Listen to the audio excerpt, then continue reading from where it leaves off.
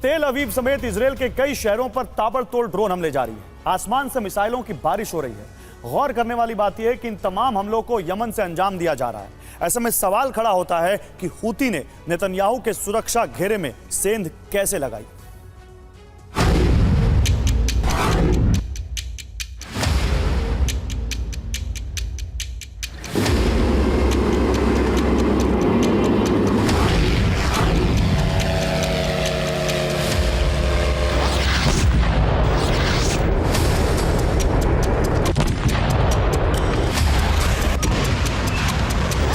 अड़तालीस घंटे पहले हूती के कामिकाज़े ड्रोन ने इस्राएल की धरती पर मिनी 9/11 को अंजाम दिया।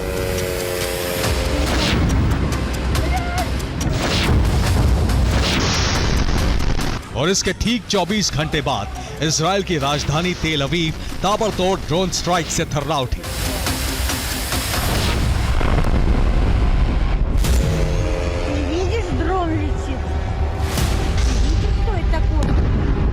तेल अवीव का कोना कोना विस्फोटक ड्रोन्स के प्रहार से दहल उठा।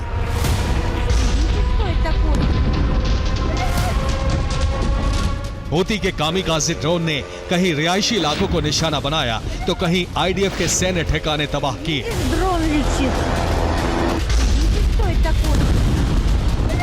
बीती रात तेल अवीव पर इतना भीषण हमला हुआ जिसे देख नेतन्याहू के भी होश फाख्ता हो गए।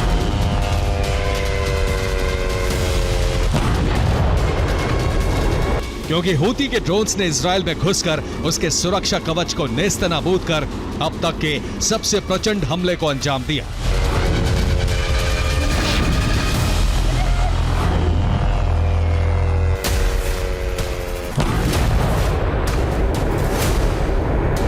दावा किया जा रहा है कि बीती रात इजराइल पर 200 से ज्यादा ड्रोन स्ट्राइक हुई। हूती लड़ाकों ने इजराइल पर क्रूज मिसाइलों से हमला किया। इजरायली धरती पर सभी आसमानी हमले यमन से किए गए।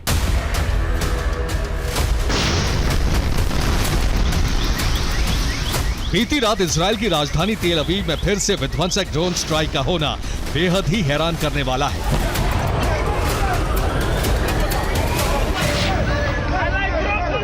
क्योंकि अब तक हमास ही गाजा से तेल अवीव या फिर यरूशलेम पर हमले करता था, मगर पहली बार यमन के हूती लड़ाकों ने तेल अवीव को ड्रोन हमले से दहलाया। पहली बार भूमध्य सागर के रास्ते तेल अवीव पर ड्रोन और मिसाइलें दागी।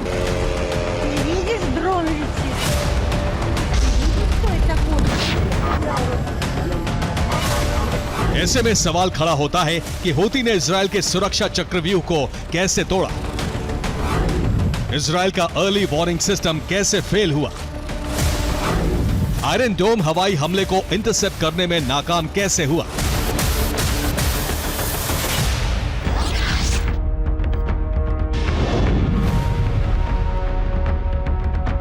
यमन से तेल अवीव की दूरी करीब 2300 किलोमीटर है और यमन के हूती लड़ाके ये दावा कर रहे हैं कि उनके ड्रोन्स और मिसाइलों ने 2000 किलोमीटर से ज्यादा की दूरी तय करते हुए भूमध्य सागर के रास्ते तेल अवीव को दहलाया।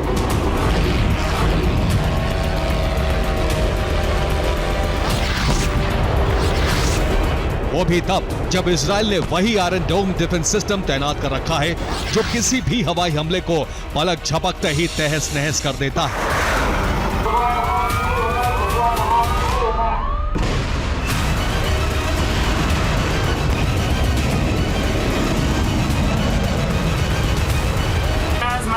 اینجا رادار خورد پرنده ناشناس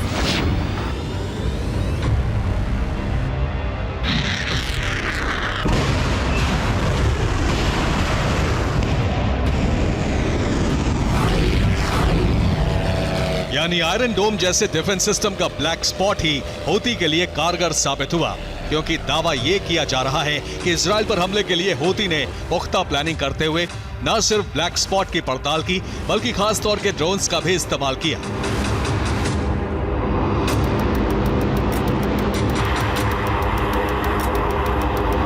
जिसने अपनी जिग-जैग मूवमेंट के साथ रडार और एयर डिफेंस सिस्टम को चकमा दिया।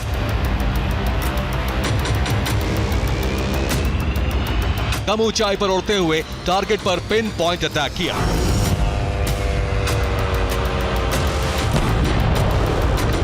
लेकिन हूती को आयरन डोम के ब्लैक स्पॉट का पता कैसे चला? आखिर कैसे हूती ने लॉन्ग रेंज वाले स्टेल्थ ड्रोन को तैयार किया? तो आपको बता दें कि इजराइल पर हमले की जिम्मेदारी तो हूती ने ली, मगर इस अटैक प्लान का ब्लूप्रिंट ईरान में तैयार किया गया, वो भी रूस की मदद से।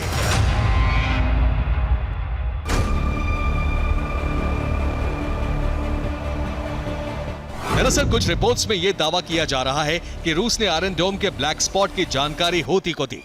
सैटेलाइट की मदद से ब्लैक स्पॉट से जुड़ा इनपुट जुटाया गया। वहीं ईरानी सेना ने हूती लड़ाकों को स्टेल्थ ड्रोन की सप्लाई की। याफा ड्रोन की मदद से हूती ने तेल अवीव पर भीषण हमले किए।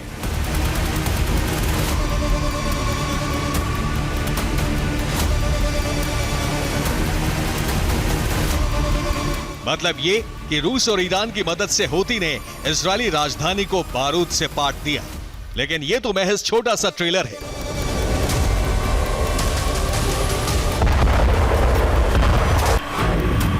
जिस तरह आईडीएफ गाजा में पर्चे गिराकर फिलिस्तीनी नागरिकों को गाजा खाली करने का फरमान सुनाती थी, ठीक उसी तरह अब हूती ने भी जाफा यानी तेल अवीव को खाली करने के लिए पर्चे जारी किए।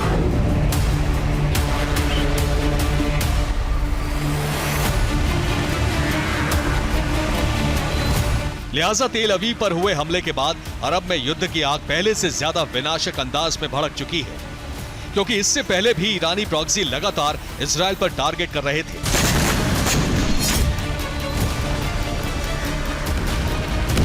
मगर जिस तरह अरब की जंग में रूस की एंट्री हुई है, इसे देख इजराइल भी सन्न है।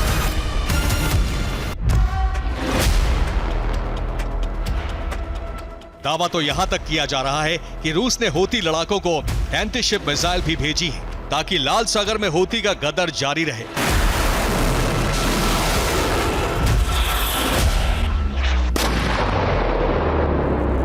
ऐसे में माना जा रहा है कि बेंजामिन जल्दी अमेरिकी दौरे पर जाएंगे, जहां वो यूएस प्रेसिडेंट से मिलेंगे। ऐसे में अगर रूस की एंट्री के बाद अमेरिका भी इजराइल के साथ जंग में उतरा, तो फिर अरब में महासंग्राम होना तय है।